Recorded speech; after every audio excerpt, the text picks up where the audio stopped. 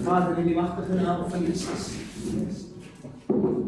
Here, ek eer U, ek loof U, Here. My siel aanbid die naam van die Here, wat hemel en aarde gemaak het. Here, U wat ons voet nie laat wankel nie, die bewaarder van Israel, die sluimer en die slaap nie. Here, U is mense wat vanmôre hier ingekom het. Here, mense wat nie hoop het nie, Here.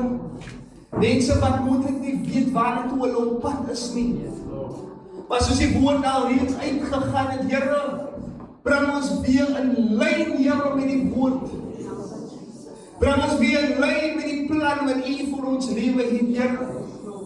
Here, ons weet miskien nie waar toe ons op pad is nie. Maar een ding wat verseker is, ons weet die ene wat met ons loop.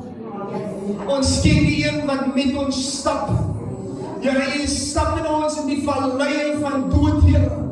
Here, U stap met ons in die valleie, Here, waar dit swaar gaan, Here. Here, maar U bly nie God, Here. U bly konstant, Here. Here, U bly, Here, getrou, Here.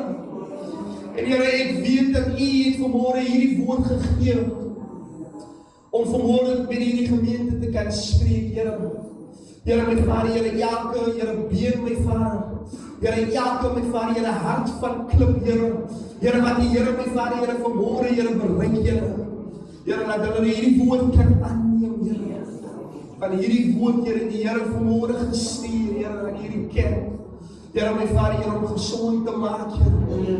Here, U gaan weer stel, my Vader. U gaan weer oproep, Here, dit wat afgebreek was, Here. Here, seën hierdie woord, Here. Want elkeen van ons harte, Here, myself, Here. Here, U moet eers met my gepraat het, Here. Here, om in die gemeente te kan praat, Here. En daarvoor sê ek vir U dankie. Dankie, Here. Amen. Mag die woord Here seën met al die se harte. Pastor baie in die gemeente. Die Here seën sy woord. Gaan my vrou gaan nog 'n lied vir julle sing.